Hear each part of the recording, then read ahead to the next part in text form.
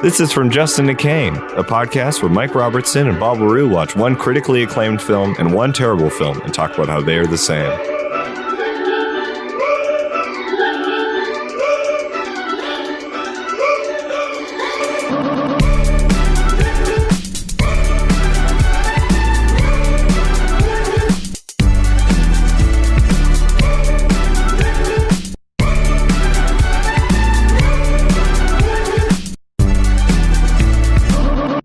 Hey everybody, welcome to From Justin to Kane. We have studied two films once again. What are they, Mike?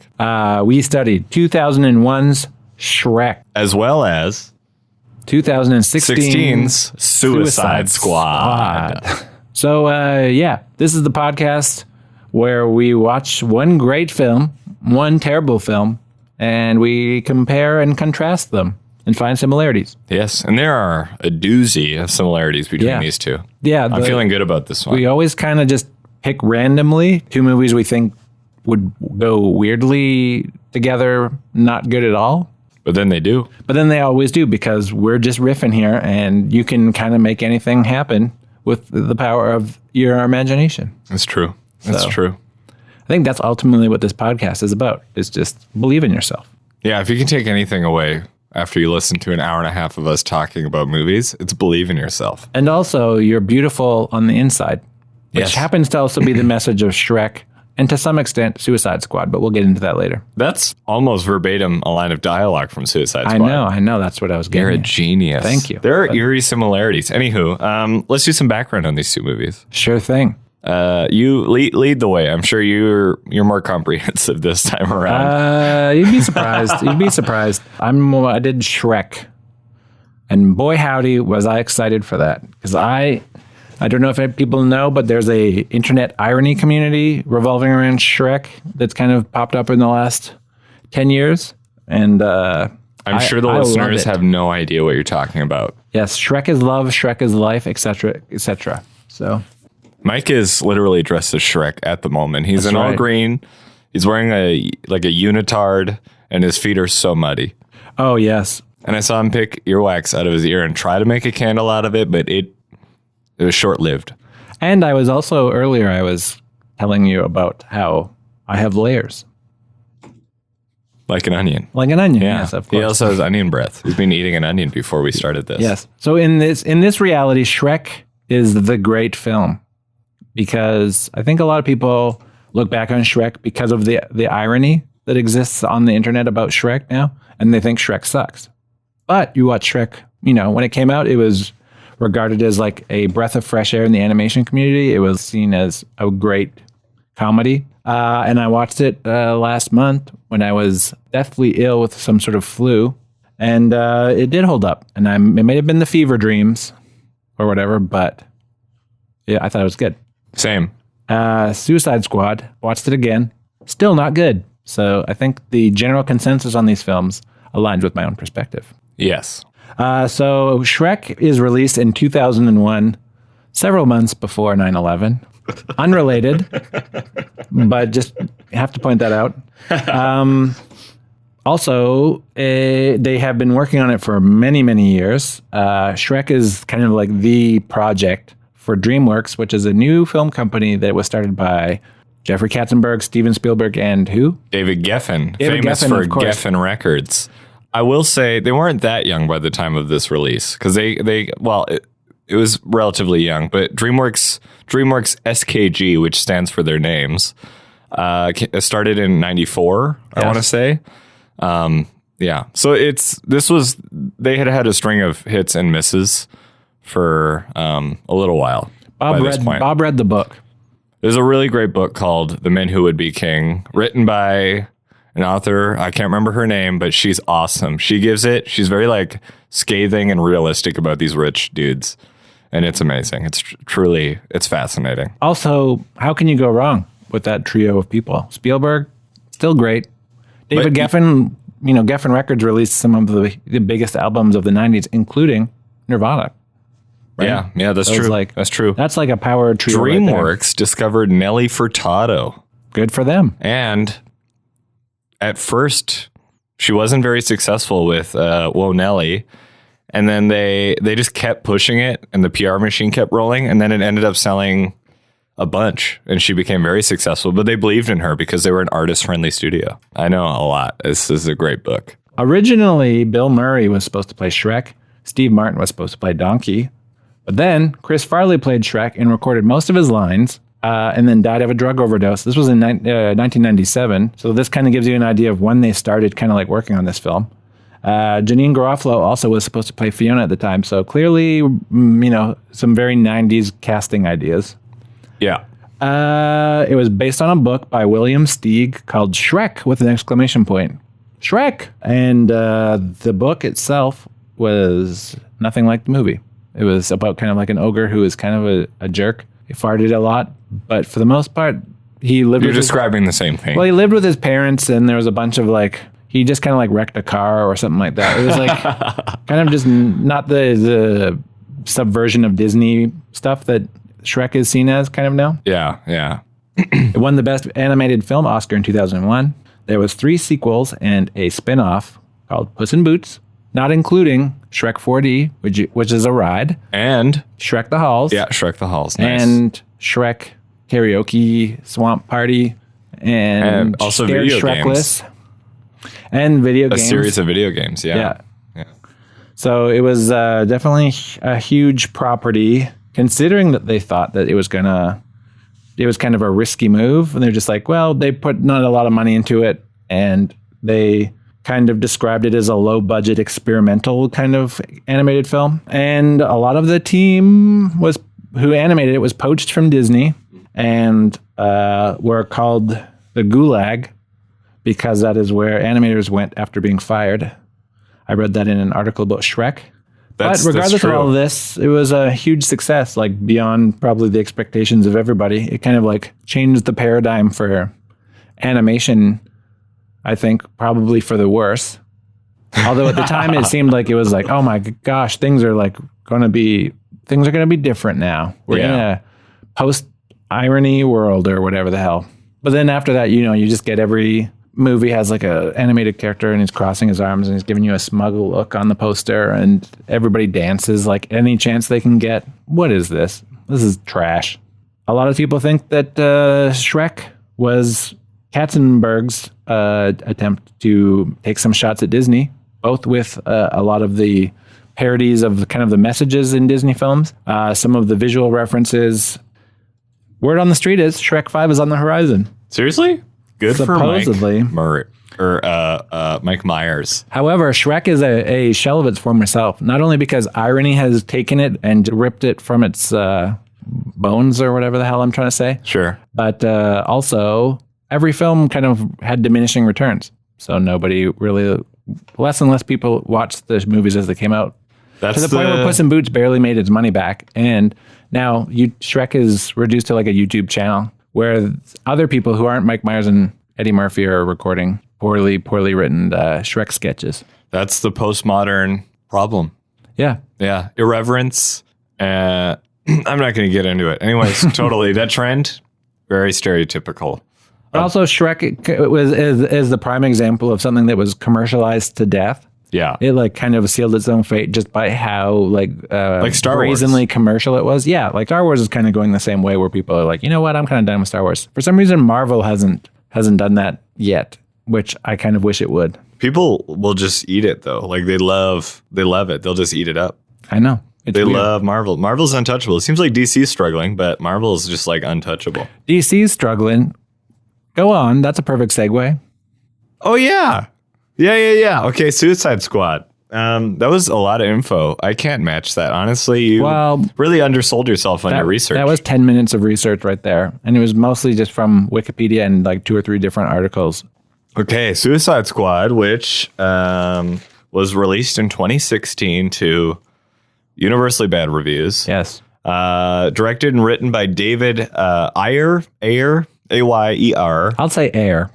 Yeah, that sounds nicer. Who also made Bright, which is also being universally slammed, but apparently, according to Netflix, its viewership was equal to like $1 billion in box office. Yeah, well, spoiler alert, people watch trash on Netflix. Oh, yeah. And then he also made Sabotage, which is like an action movie. He's a writer-director. Cast includes Will Smith, Margot Robbie, Jared Leto, some other people. Some fun facts. Jared Leto tried laughs out in public in both New York and Toronto, where they filmed, to see what people to see what would make people more uncomfortable. So it's kind of interesting. Hot take. Just laughing in public. No matter what style will make people uncomfortable. Especially if it's supposed to be like a cartoonish, like gangster clown. Especially if you're by yourself. Yeah. It's one thing if you're with a friend and you're laughing because it's like, oh, obviously the other person said something funny. But when you're by yourself laughing hysterically, yeah, it's going to be uncomfortable. Will Smith also did some background work. He trained with Navy SEALs and shaved his head before the role, just to really get into that zone of Deadshot. That was his vibe. In the list, this is a little fun one. You know how at the beginning of the movie they sort of like make a list when they're describing the character, and it says like the crime they did, what their job is, and then like a list of tools and stuff. They do that for some of the characters, not all of them. Yeah. They brush over quite a few of the ensemble, who then immediately die. Anywho, potato cannon is part of the list of weapons that Deadshot uses, which is very funny. Not an accurate weapon. Margot Robbie did most of her stunts, apparently. So that's neat. That's pretty cool. Steve Mnuchin produced this film, along with many other very successful films, who is now the Secretary of Treasury for Trump's administration. So pretty interesting career for that guy. Kind of neat. Oh, yeah. Really all over the place. And this film, even with its negative reviews and terrible box office performance, won an Oscar for makeup and hairstyling. It did bad at the box office? I thought it did good. Well, maybe I'm wrong. I don't know. Let me check. Budget, $175 million. Grossed, $325. Pretty good. Like, just in the USA. So globally, I'm sure it did $500 million or more. So actually, it did fine commercially. I lied. Hey, put superheroes in a movie. Probably will do okay. Yeah. Yeah. Same with Star Wars. Did I say that? And Shrek also made more than $1 billion. It also, I think, was the highest selling DVD of its time. Yeah. Which is amazing because so Katzenberg, he was sort of the creative spearhead of Lion King, which at the time of its release in 92, I believe, or 91, I can't remember. It made shitloads of money globally and was like Disney's crowning achievement, and it was his baby. Then they fired him. And so he was always trying to match that. So he made Prince of Egypt. He made another animated film before Shrek, and they both flopped, and he thought they were going to... El Dorado, yes. That also flopped. Road to El Dorado. Both pretty decent films. They're not bad, but they totally like bombed. And then he thought Shrek was just going to be terrible, and then it ended up outperforming. Yeah, and it won the first animated film Oscar. Yeah. Which is wild. Really, really impressive. And also it's ballsy because they, according to this book I'm reading, when Mike Myers did the character voice, he just did it as his normal voice. And then he decided to change it to Scottish. And in re-recording fees, it was going to cost an additional $4 million to the film's overall budget. And Katzenberg, after like some humming and hawing, was like, you know what? Yeah, let's do it. Let's spend another $4 million. And it ended up really paying off. So it's amazing that, you know, he's had some major flops, but he's had some huge successes too, which is really interesting. And he had a vendetta against both Disney and Pixar. That's wild. Which is cool. And it's cool that he like succeeded. I'm not saying he's a good man or a bad man, but they're all very rich people. They're all in the narrative of films, they're usually portrayed as the bad guys. Of the three, he was the least wealthy. Oh, really? Yeah. That makes sense, actually. Geffen was a billionaire. Steven Spielberg was close to a billionaire. And Katzenberg always felt insecure around them because of his like financial difference. Well, but then guess what? So he sued Disney. That's right. Because he deserved 2% of every film he ever worked on as a leaving fee, and it was in his contract. And the guy who Lord Farquaad is designed after, I can't remember his name. Michael Eisner. It took years, but then he ended up winning the suit, and he made over $250 million. There you go. No, he made close to $300 million in the lawsuit, which is amazing. But he's still not a billionaire. That's nothing, though. in the scheme of like Disney money? No, that's nothing. And that's literally in a contract. Like, yeah, when you leave the company, we'll give you 2% of global revenue on every single film you've worked on. Like those numbers are astronomical. Yeah, I mean, I couldn't fathom that amount of money, but they're fine with it. We'll never make that amount of money in our collective lives, Mike. That's fine. Yeah, I think I'm doing okay. Yeah, interesting that was kind of the conversation that came after talking about Mike Myers recording his accent, because that was kind of like meant to give an idea of class in the land of far, far away, or wherever it's called. Oh, really? Yeah, because like he's the ogre. He's the only one who has like a Scottish accent, because he's like so different from everybody else, and everybody's accent is different depending on what part of like the class structure they are. Oh, interesting. Yeah. Oh, that's cool. Should we get into similarities? Let's do it. Yes.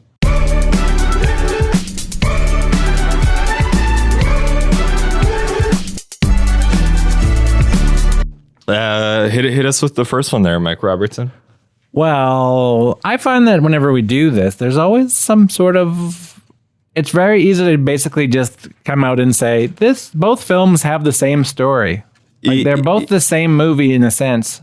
Yeah, depending on what level. Yeah, in broad strokes, sure. In broad strokes. But there's only one narrative, you know? I guess you can, yeah, so, okay, like sure. Ron Howard, if he was in the room, he'd be like, there's like 3 kinds of movies. And he would just like break it down and it would make sense. Well, both films are about a bad guy, ? Anti-hero. Well, no. I mean, like Farquaad and Waller. Oh, in both yes. films. Yes. They're both kind of like portrayed as the menacing bad guy who kind of lords over everything through government. Yeah. Then they set a group of anti-hero outcasts on an adventure to go find a person portrayed as a princess or a witch or something. Yeah. And a lesson about inner beauty is learned. Yeah, totally. That was my first point too. Yeah, it's like I feel like these 2 movies are the most similar of all the ones we've done. Yeah, it's wild. Because it didn't really cross my mind until we started watching, but it makes sense. Yeah, it's like an unlikely band of heroes, mostly dudes, 1 woman. Yeah. I even like kind of similar to Shrek. I even started like drawing the lines between the different characters, but in the 2 films. Oh, really? Yeah. I wrote Will Smith and Donkey are the same character. Why is that? Because they're both the most emotionally intelligent of the group. Yeah, and also I guess Diablo is in some ways, I guess, the Puss in Boots, if we're just talking about being the Shrek Spanish. Canon. Talking about being Spanish. Overgeneralizing. Like a Spanish kind of mercenary. But also like hyper skilled in combat. Yeah, like arguably and like the exotic overqualified. one. Yeah, yeah. Yeah, because and they're both naked. Yeah. For most of the film. That's true. Yeah, Puss in Boots doesn't wear a lot of clothes, just a hat and boots. He's a puss in boots. Literally is, yeah. Yeah, like if you think about it, Killer Croc is basically just a Shrek. I also wrote that down. Really? It's like, it's like an ugly ogre. They're both ugly ogres. Yeah. And they both like moisture as their main habitat. Shrek and mud, and the other guy, he loves water. He loves being in water. Say it right. Talk about the swamp. Oh, also swamp is said in both films. That's right. And Louisiana swamp is said in Suicide Squad, and then Shrek has his swamp. Yeah. Swamps are a very important symbolism. Mm-hmm. I dare say Oh, can I? Both the swamps are their homes.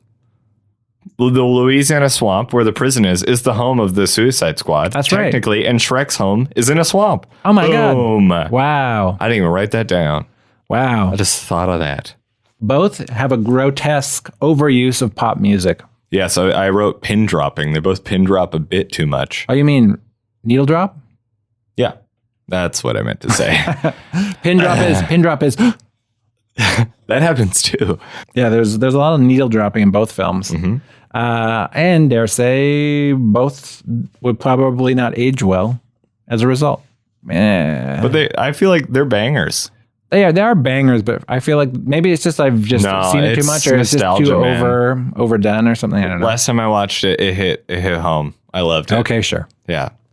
I think that it doesn't necessarily work in Suicide Squad, especially at the beginning, where it's just like constant, like new 70s hit after 70s hit. Hey, remember Galaxies of the Guardians? Here's another superhero movie with the same thing. And then ending with Bohemian Rhapsody doesn't work. No, I agree. It was a lot of like, we don't have stories, so we'll just do sequences with music, popular music. Yeah, poorly done. But, good for trying. Yeah. Both films have a character single-handedly fighting many characters at once. So Shrek like beats up all those knights when he walks into Lord Farquaad's court, and then Harley Quinn beats up a ton of the guards. Actually, they all do individually beat up a bunch of the guards when they walk into the room. Yes. And into their cells. And it's like, oh, that's very similar. Agreed. Both films kind of question who is a villain and who is a hero. Yes. Both have characters kind of working against their will. Yes. So Shrek is basically like blackmailed into, or at least like, I guess, forced to go on this quest so he can get his swamp back. And the Suicide Squad are told that they'll get to leave the prison. They're kind of lied to. And also that they'll be killed if they don't succeed or if they try to run away. Yeah.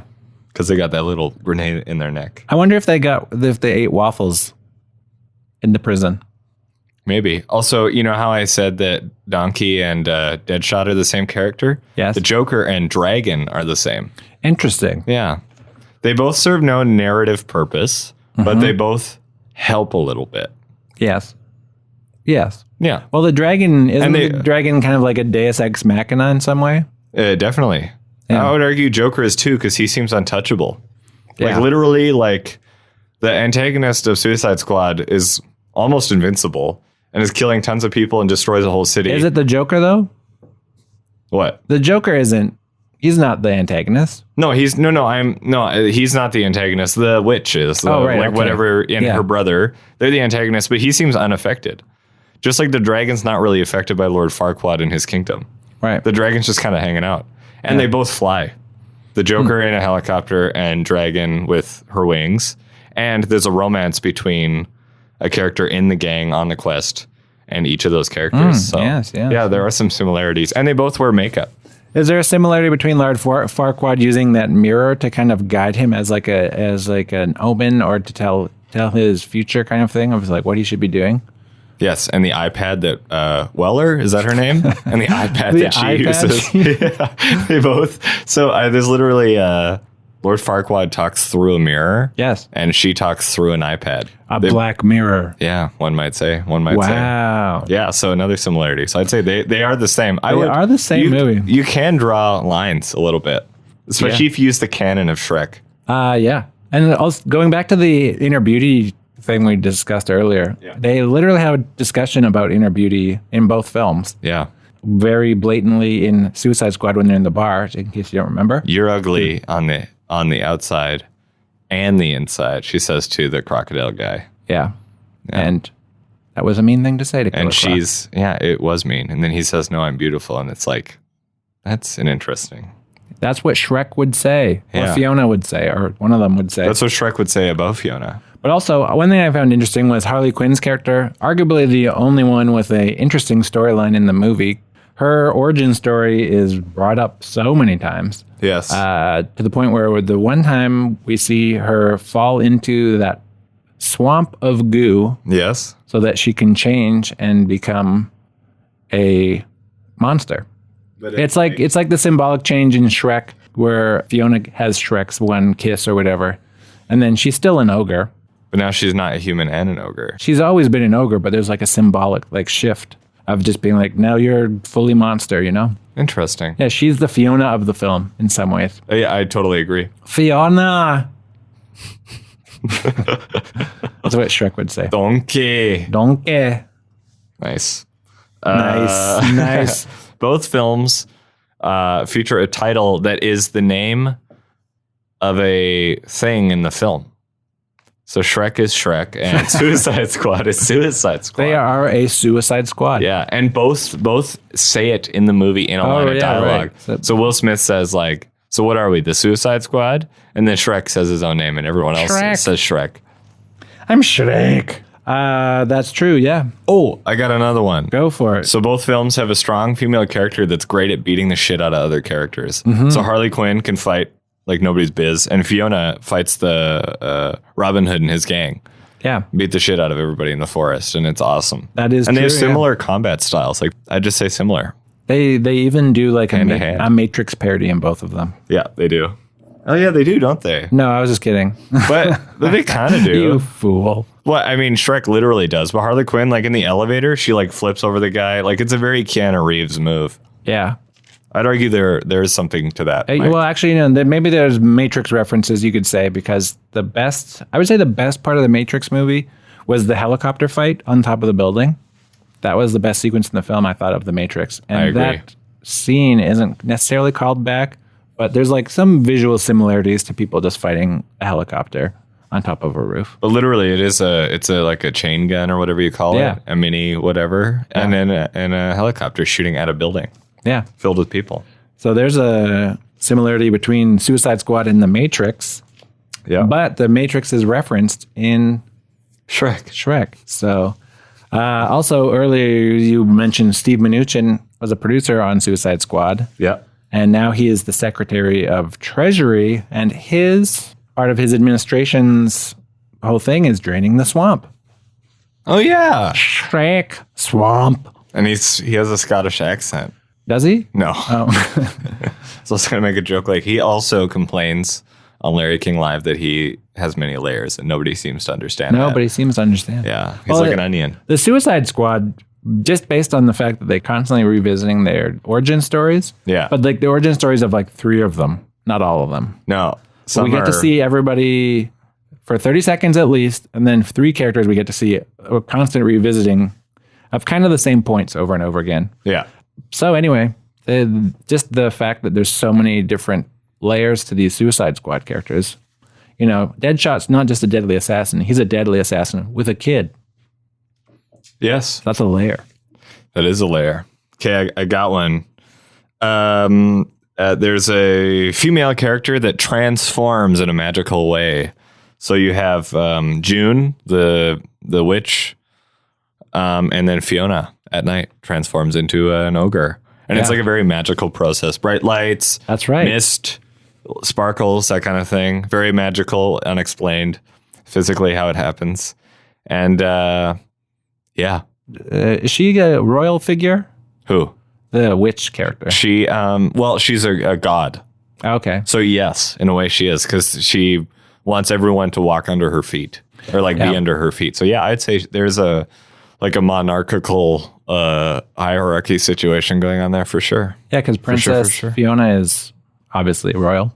Both films feature a colonial accent, both Scottish in Shrek and Australian in Suicide Squad. Yeah. And both those characters love like drinking and are like the same, very similar in body type and lifestyle. They're gruff and like beer and stuff. So I would have said that Captain Boomerang was the donkey of the film.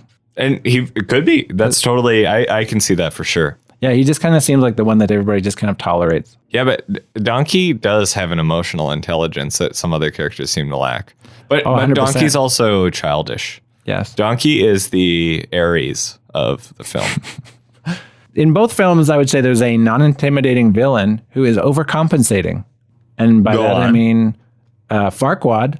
Yeah. Shrek literally says, he's overcompensating for something or whatever he says, you know? Yeah. When he sees a castle. Great French-Canadian accent. No, it's Shrek. He's overcompensating for something. Beautiful. That's what I needed. Whereas the Joker is overcompensating with all of his hideous tattoos, including the one that says damaged on his forehead. Yeah. Or when he lies down in his apartment and there's just knives all over the floor. And one light bulb. There's one light bulb, a whole bunch of computers, and some baby onesies. Also, I don't know if you noticed that. I didn't. Which are a reference, apparently, to the dream that Harley Quinn has about her own children. Okay. That's what David Ayer says is why those were there. But it still doesn't make sense. Have you seen Suicide Squad? Yeah, I watched it 3 hours ago. It doesn't make a lot of sense, generally. That's true. Yeah, the whole adventure that they go on is, hey, go and do something. And then the bad guy who is a part of the Suicide Squad becomes the bad guy. So it's like, what is this? What movie? What's going on? Yeah. And then what's-her-face shoots all the FBI people. I know. And it's like, what's going on? Why are you doing this? And you never find out. I would say both films have the establishment. So Lord Farquaad and then what is her name? Waller. They both have like disdain or like lack of caring for their subordinates because Farquaad watches all of his men get like beaten up and destroyed by Shrek, and then he doesn't really seem to mind. Yeah. And Waller literally kills her subordinates because they don't have clearance. That's right. And she's like, I'll kill the guy who's in love with June, the witch. She doesn't care about him. She's constantly threatening him. Yeah. So it's like they both very much have a similar attitude. And are also too weak to do anything themselves in the grand scheme. They both need someone else to do their bidding. That must be a lot of paperwork also for Waller to shoot all of her employees. Yeah, no kidding. Jeez. Just having to like report. It's the weirdest thing. I don't know. Somebody ran in and just killed everybody except me. It was so strange. I would say both films kind of subvert fairy tales of some kind. Okay. That being Shrek literally does so in very obvious ways. Yeah. And superhero comics, I would say, are like the fairy tales of our time in like a very broad, kind of not really well thought out way of putting things. Well, you know? I think you're totally onto something. It's like they're mythical stories with like a fable or like lesson. Yeah, and so Suicide Squad sometimes will make like a wink kind of reference to like a comic book thing. Yeah. And also like Batman is constantly referenced, but he's not like a big part of it. It's just like, Batman's kind of in the background. And both films rattle off pop culture. So like, they display the world as if you can see the whole canon. Like in Shrek, there's literally like all the different fairy tale animals are being rounded up by Lord Farquaad and his men because it's illegal to be magical or whatever. Yeah. And in Suicide Squad, they rattle off so many characters, and they reference Superman, they reference Batman, and they reference a few other characters. And then they kill that one guy. I can't remember his name right at the beginning. Yeah, the guy who can climb anything. Oh yeah, what's his name? Adam Beach played him. I can't remember the name of the actual character. Shoot. Yeah. Like anyways, is it something about a Dreadnought? Yeah, Dreadnought. That's his name. And he can climb anything. Yeah, so both films just really like play hard with the fact that they have this whole canon to play with, right? Whether it's DC or like Grimm's fairy tales. My next point is this has to do with the flying aspect. So Dragon can breathe fire, and El Diablo can too. Yeah, they can both like project fire and destroy enemies. Yeah, and is pretty much kind of comes in as a clinch hitter during fights. Twice he comes through. Yeah. Same with the dragon. The dragon really only comes through at the very last minute. Yeah. And both films kind of end in a similar way where they have to go to this one place where the bad guy is. That's like a big church-esque, cathedral-y, really reverby. Mm-hmm. What was it? A government building? Where were they at the end of Suicide Squad? This seemed like a train station. Yeah. Something reverby. The train station, but like lifted above ground because it was started underneath, but then it like through the destruction, I'm sure it just like came to the surface. So everything above it was moved out of the way. Yeah, so there's like they both kind of end in a big similar looking building with a lot of glass shattering and light coming out of one of the characters. Both Fiona and June transform in that way. And there's like puffs of like smoke, very mysterious. Is Robin Hood the Batman of the film? He's kind of like a iconic hero character who makes a brief cameo. No. And you is like thwarted in a sense. You want to know who is the Batman of Shrek? Okay. The gingerbread man. Really? Yeah. Why? Because I got nothing. I got nothing. Who's the Muffin Man of Suicide Squad? The prison guard. Oh yeah, that's true. Yeah, he's the Muffin Man, maybe. The prison? No, I would say the prison guard is. Who's the prison guard? Well, Ike Barinholtz plays the prison guard. He's a funny guy. Yeah, he's kind of like the comic relief of the film. He is, yeah. So in some ways, he's not the Muffin Man, but rather the gingerbread man. Yes, I would say so. And he is tortured. Also, I thought about it. Killer Croc is what you would get if you crossed Shrek and Donkey. Because Explain. he's clearly like green and ogre-y. Yeah. And they also both can walk on their hands and knees. Well, that was the most important part, was that he can walk on his hands and knees. Especially my favorite part of the movie, which happens 90 minutes in. I made sure to make a time mark on it. I think I know what this is. Is when, Killer Croc is like, we gotta go stop this thing, or I'm the best at the thing that I gotta do, or whatever. And then he gets on his hands and knees and just like he scampers into the water. He says, "Y'all are just tourists." Oh yeah, y'all are just tourists. That's what he says. He's like, "I live underground." Yeah, but y'all are just tourists. It's true. That's what Shrek says to all of the fairy tale characters who are in the swamp. It's true, and they both want the other characters out of their moist habitat. Yeah. Yeah. He is like, it's weird. They're pretty much the same movie, except Suicide Squad is longer and makes less sense. Yeah. But Suicide Squad could have watched Shrek and taken pretty much just taken the storyline and just like moved it over. Definitely.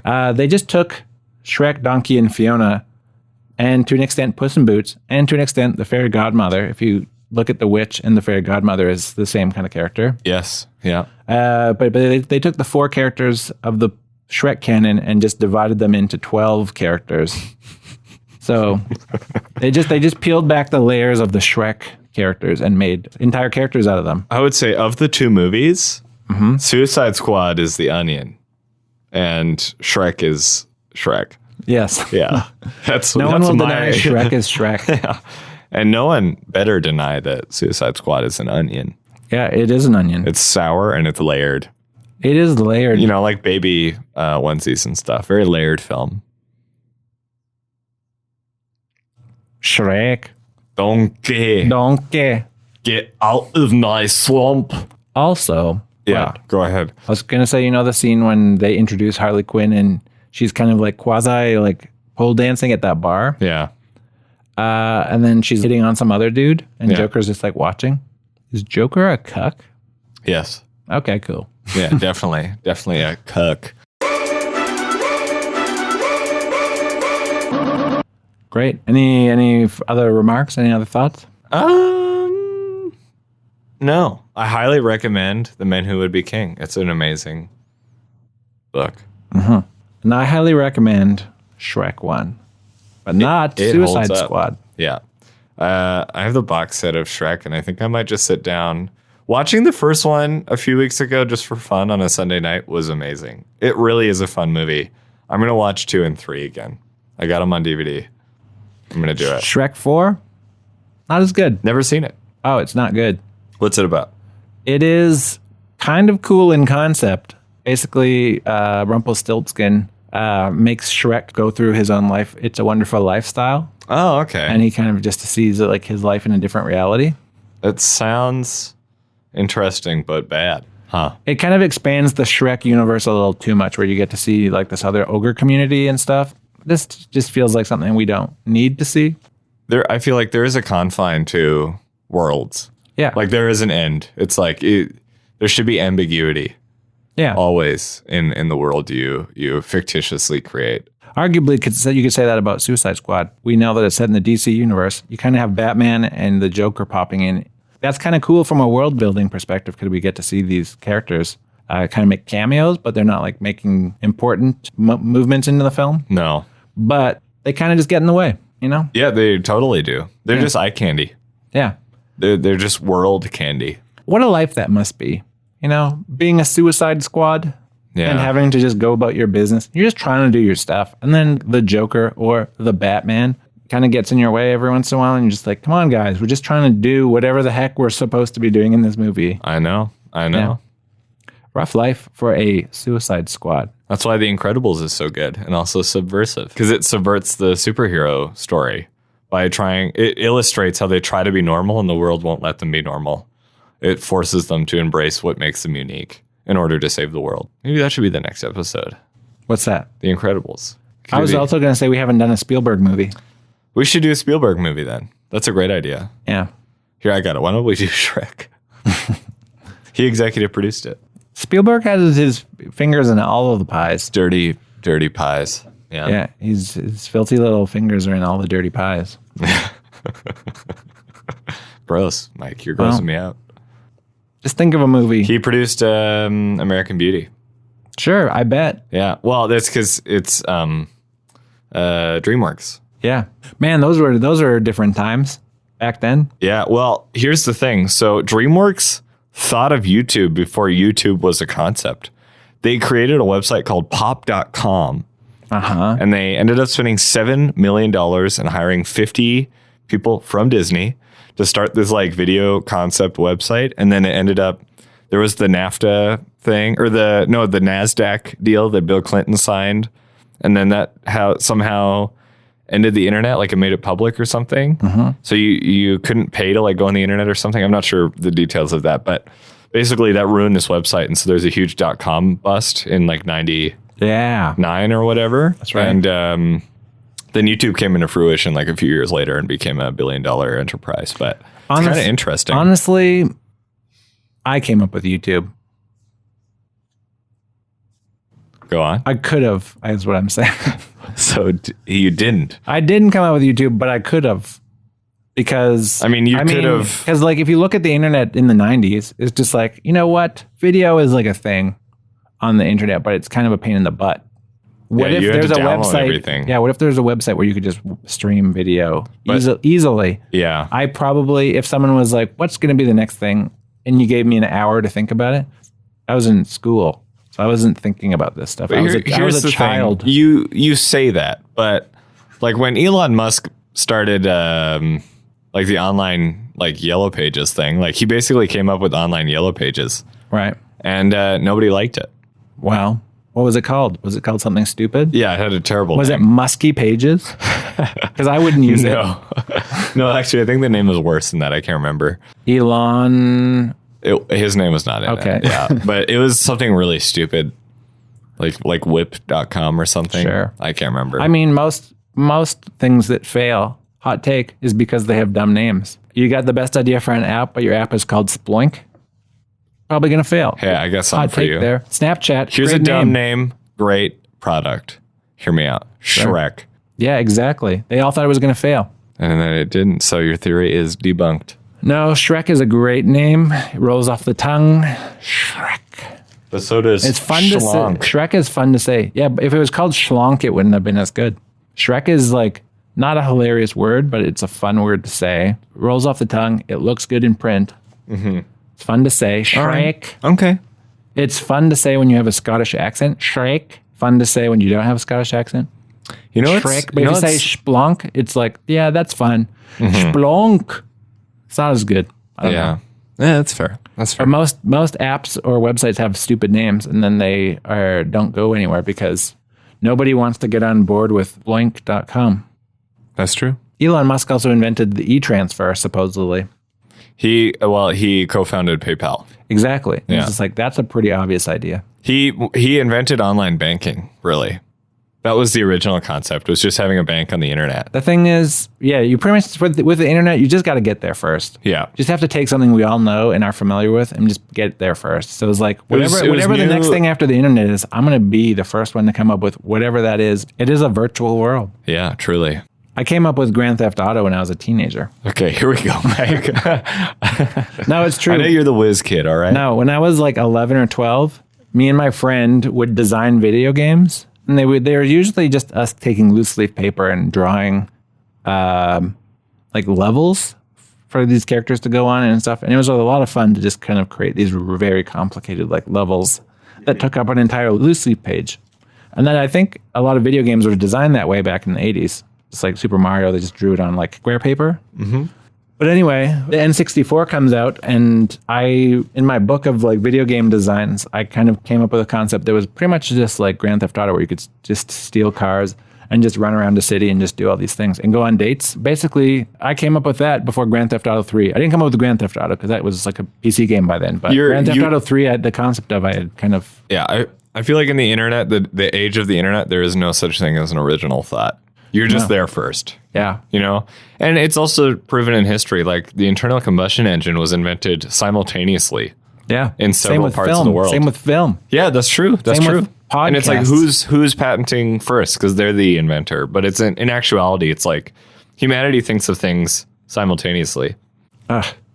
So many missed opportunities. I could be a billionaire right now. I could be a Katzenberg level billionaire. It's not too late. He's not a billionaire. I know, that's what I was saying. I would probably not be quite David Geffen levels. No one is. That guy is stupid rich. He was the one who was like, oh, we need money. I'll go talk to somebody. And then somebody be like, sure, I'll invest like a thing and it'll cost $32 billion to like buy a company that owns Universal that has a tie-in with DreamWorks and whatever. Like there's a company called Seagram, which is a Canadian company. Yes. And it spent tons of money to buy Universal or a chunk of Universal. And they had to sell it like 3 years later. And then it was sold for like $32 billion to another company. It's just really, really, really impressive how much money a handful of people have. Also, do you find it strange that... Yes. Okay. Do you find it strange that a lot of movies are kind of funded by very, very rich people? But in movies, rich people are usually portrayed as bad guys. They're like the cartoon bad guys. That's because...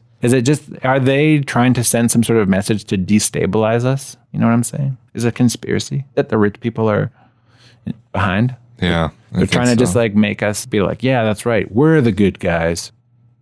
You ever think about that? Honestly, no. It's weird. But I like it. A rich person is generally never like the underdog protagonist in a film. Mm-hmm. And they produce all these movies. And like the thing is, I feel like rich people, or if you're good at business, you'll do anything to make a profit, including undersell yourself or like endorse the opposite of what you strive for if it means your bottom line is improved.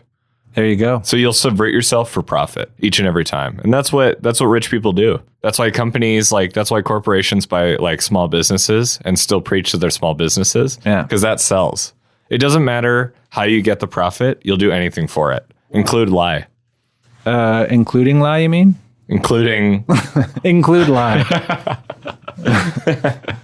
Both films also kind of are about that. Just being an opportunist. Selling yourself out for profit. True. Mm-hmm. So there you go. Mm-hmm. And another similarity is they're all solo at the beginning of the movie. None of them want each other in their lives. And by the end, they're all friends. Yeah. Same with Donkey and Shrek and Fiona. They're family. The family. Family, Shrek. All right. Well, that was a good episode. That was a good episode. Are you good? I think so. I'm good if you're good. Yeah. Donkey. Thanks for listening to the podcast. Stay tuned for the next episode. Yeah. It'll have layers.